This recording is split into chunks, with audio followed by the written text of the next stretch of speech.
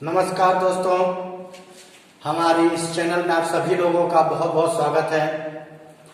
आज आपके सामने विशेषण लेकर मैं आया हूं और विशेषण का यह टॉपिक आपके लिए सिद्ध साबित हो, इसके लिए मैं आज आपको इस टॉपिक के बारे में बताऊंगा। विशेषण कहते किसको हैं? तो आइए सबसे पहले जो मैं उदाहरण लिखा हूं बोर्ड पे उसको देखते हैं। दोस्तों, आप देख रहे होंगे कि उदाहरण लिखा हुआ है, मोहन बहुत तेज दौड़ता है। ये एक उदाहरण है जिसमें मोहन एक विशेष्य है, बहुत एक प्रविशेषण है और तेज एक विशेषण है। अब हम इसको बारी बारी से जानते हैं कि विशेषण किसे कहते हैं, प्रविशेषण किसे कहते हैं और विशेष्य किसे कहते हैं। देखिए दोस्तों, जिन शब्दों से संज्ञा या सर्वनाम की विशेषता का हमें पता चलता हो, चाहे उसके गुण हो या दोष हो, यानी उसकी विशेषता के बारे में हमें जानकारी मिलती हो, उन शब्दों को ही हम विशेषण कहते हैं। जैसे मोहन बहुत तेज दौड़ता है, तेज यहाँ उस मोहन की विशेषता है, ठीक है, इसलिए से हम विशेषण कहते हैं। विशेषण यानी तेज मोहन की विशेषता है। बहुत प्रविशेषण है। अब प्रविशेषण किसे कहते हैं? जो शब्द विशेषण की विशेषता को बताता हो, उन शब्दों को हम प्रविशेषण शब्द कहते हैं। जैसे बहुत तेज, यानी तेज की विशेषता क्या होता है? बहुत, यानी ये प्रविशेषण है। यानी वे शब्द जो विशेषण की विशेषता को बताते हैं उन्हें हम प्रविशेषण कहते हैं। उसके बाद मोहन विशेष्य है ना? कैसे विशेष है? यानी विशेषण जिसकी विशेषता को बताए उन संज्ञा या सर्वनाम को हम विशेष्य कहते हैं। ठीक है दोस्तों, तो विशेषण किसे कहते हैं? जिन संज्ञा या सर्वनाम के शब्दों की विशेषता जो शब्द बताए उन्हें हम विशेषण कहते हैं। प्रविशेषण विशेषण की जो विशेषता बताता है उसे हम प्रविशेषण कहते हैं। और वे संज्ञा या सर्वनाम के शब्द जिसकी विशेषता बताई जाए उन्हें हम विशेष्य कहते हैं। अब जानते हैं कि विशेषण के कितने भेद होते हैं। तो मुख्यतः विशेषण के 4 भेद माने गए हैं: गुणवाचक विशेषण, संख्यावाचक विशेषण, परिमाणवाचक विशेषण और सार्वनामिक विशेषण। ठीक है दोस्तों, तो आइए इन भागों के बारे में चर्चा करते हैं। अब हम लोग चर्चा करेंगे विशेषण के 4 भागों की, जो गुणवाचक, परिमाणवाचक विशेषण, संख्यावाचक विशेषण और सार्वनामिक विशेषण के बारे में है। ठीक है दोस्तों, तो सबसे पहले हम लोग बात करेंगे गुणवाचक विशेषण की। जिन विशेषण शब्दों से किसी संज्ञा या सर्वनाम के गुण या दोष के बारे में हमें बोध होता हो उन्हें हम गुणवाचक विशेषण कहते हैं। जैसे वह लड़का लंबा है, यानी लंबा उसके गुण की बात है, यानी गुण है उसका। वह बहुत ईमानदार है, ईमानदार उसका गुण है, ईमान। ठीक है, ऐसे इसके उदाहरण है लंबा, छोटा, मोटा, पतला, ईमानदार, शूरवीर, सुंदर, भद्दा आदि। उसके बाद बात करेंगे हम परिमाणवाचक विशेषण की।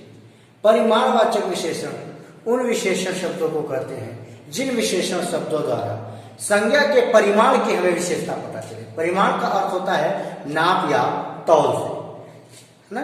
यानी जिसकी हम गिनती न कर सके उन संज्ञा के शब्दों की जो विशेषता बताए उन्हें हम परिमाणवाचक विशेषण कहते हैं। ये मुख्य रूप से 2 प्रकार के माने गए हैं: निश्चित परिमाणवाचक विशेषण और अनिश्चित परिमाणवाचक विशेषण। जैसे निश्चित परिमाणवाचक विशेषण में 1 लीटर दूध, 4 लीटर पानी, 10 मीटर कपड़ा, 3 बीघे जमीन इत्यादि। अनिश्चित परिमाणवाचक में कुछ कपड़े, थोड़ा दूध, अधिक पानी, बहुत शरबत इत्यादि।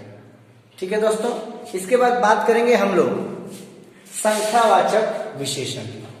संख्यावाचक विशेषण उन विशेषण शब्दों को कहते हैं जहां संज्ञा के हमें संख्या के बारे में पता चलता है, यानी संज्ञा की गिनती हम कर सकते हैं, यानी वस्तुओं की गिनती हम कर सकते हैं। जैसे एक पुस्तक, 4 कलमे, थोड़े आदमी, कुछ मेज। संख्यावाचक विशेषण भी परिमाणवाचक विशेषण की ही तरह दो भागों में बांटे गए हैं, निश्चित संख्यावाचक और अनिश्चित संख्यावाचक। निश्चित संख्यावाचक में संख्याओं का उदाहरण होगा जैसे एक मेज, 4 कुर्सियां, 4 पलंग, 3 खंभे इत्यादि। अनिश्चित में कुछ कलमें, कुछ किताबें, कुछ पलंग, कुछ खम्भे या थोड़े खम्भे या बहुत खम्भे इत्यादि। ठीक है दोस्तों, इसको बहुत ध्यान से समझिएगा। यानी अनिश्चितता जहां पे हो वहां पे कुछ थोड़े बहुत जैसे शब्दों का हम विशेषण शब्दों में प्रयोग करते हैं, और जहां निश्चित हो वहां निश्चित विशेषण के शब्दों का प्रयोग करते हैं, जैसे 1, 2, 4, 5, 10 इत्यादि। ठीक है, अब बात करेंगे सार्वनामिक विशेषण की।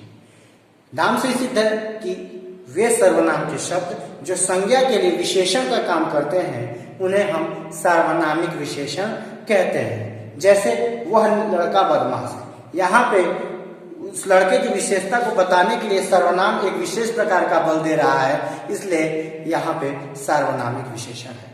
वह नेता ईमानदार है, इस लड़के ने नकल की है। यानी जहां पर भी हमें विशेषता बताने के लिए सर्वनाम शब्दों का प्रयोग करना पड़े संज्ञा के लिए, वहां पे सर्वनामिक विशेषण होता है।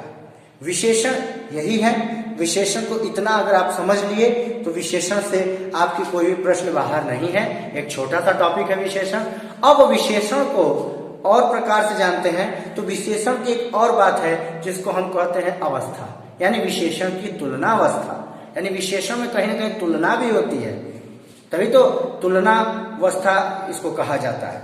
जैसे विशेषण की 3 तुलना अवस्थाओं में बांटे गए हैं, मूलावस्था, उत्तरावस्था और उत्तमावस्था। मूलावस्था को हम अंग्रेजी में पॉजिटिव डिग्री कहते हैं, उत्तरावस्था को अंग्रेजी में कंपैरेटिव डिग्री कहते हैं, और उत्तमावस्था को अंग्रेजी में सुपरलेटिव डिग्री भी कहते हैं। ठीक है, तो आइए जानते हैं कि ये तुलना अवस्था होती क्या है। तुलना अवस्था यानी विशेषण की जब हम तुलना करें किसी एक से, किसी दो से, या किसी से सबसे अच्छा या किसी से सबसे बुरा, तो इस प्रक्रिया को हम विशेषण की तुलना अवस्था कहते हैं। आइए अब जानते हैं कि इनके 3 भागों के बारे में। तो सबसे पहले बात करेंगे हम मूलावस्था की, जिसको हम पॉजिटिव डिग्री कहते हैं। मूलावस्था यानी जहां पर विशेषण की एक सामान्य सी बात कही जाए, यानी किसी संज्ञा या सर्वनाम की किसी से विशेष तुलना न की जाए, वहां पे एक सामान्य सा मूलावस्था होता है विशेषण का। जैसे वह लड़का अच्छा है, यहाँ किसी से किसी की तुलना नहीं की, यानी सामान्य से विशेषण की बात की गई है, इसलिए यहाँ पे मूलावस्था है। बात करेंगे उत्तरावस्था की, तो उत्तरावस्था में किन्हीं 2 में से एक को अच्छा या बुरा बताया जाता है, तो ऐसे अवस्था को हम उत्तरावस्था कहते हैं। जैसे मैं कहूं कि वह लड़का या राम श्याम से अच्छा है, यानी एक बुरा है और एक अच्छा, यानी 2 में से एक की तुलना हमने की है। जहां पे 2 की तुलना आपस में की जाए वहां पे उत्तरावस्था होता है दोस्तों। ठीक है, अब बात करेंगे हम उत्तमावस्था की, जिसको अंग्रेजी में हम कहते हैं सुपरलेटिव डिग्री। उत्तमावस्था यह जहां पे 2 से अधिक या जितने भी संज्ञा या संज्ञा के शब्द उसमें सबसे जिसकी विशेषता अच्छी बताई जाए या सबसे खराब बताई जाए, उस अवस्था को हम उत्तमावस्था कहते हैं। जैसे उदाहरण के तौर पे देखिए दोस्तों, राम इस कक्षा में सबसे अच्छा विद्यार्थी है, यानी राम से अच्छा इसके अलावा कोई और नहीं है, यानी राम की तारीफ जो है वो सबसे अच्छी। यानी ऐसी स्थिति में 2 से अधिक, जहां पे 2 से अधिक चीजों में किसी एक विशेषता में अच्छी या बुरी बातें बताई जाए, वहां पे उत्तमावस्था होता है। तो ये है आपका विशेषण की तुलनावस्था। इसको बहुत आसानी से मैंने आपको बता दिया, इसको समझ लीजिए एक बार और। जहां पे सामान्य से विशेषण की बात की जाए, जहां किसी से किसी की तुलना नहीं की जाए, वहां पर मूलावस्था होता है। जहां पे 2 में आपस में तुलना की जाए अच्छे या बुरे की, वहां पे उत्तरावस्था होता है। जहां सबसे अधिक या सबसे कम में बात की जाए, यानी सबसे अच्छा या सबसे बुरा की बात की जाए, वहां पे उत्तमावस्था होता है। विशेषण का ये बहुत छोटा सा टॉपिक है, लेकिन ये टॉपिक बहुत ही लाभप्रद टॉपिक है। इस टॉपिक को 2 से 3 बार देखिए और इस टॉपिक से इतने में से ही आपके प्रश्न आएंगे। अगर इतने को आपने अच्छे से देख डाला तो आपको किसी भी कॉपी की और किताब की और पेन की जरूरत नहीं है। आपको केवल वीडियो के जरिए ही मैं इतना बता दूंगा कि आप किसी भी परीक्षा में विशेषण से संबंधित जो भी प्रश्न होंगे उसको आंख मूंद के कर सकते हैं। बस वीडियो को अच्छे से समझने की जरूरत है, अच्छे से देखने की जरूरत है और इसको चिंतन करने की जरूरत है।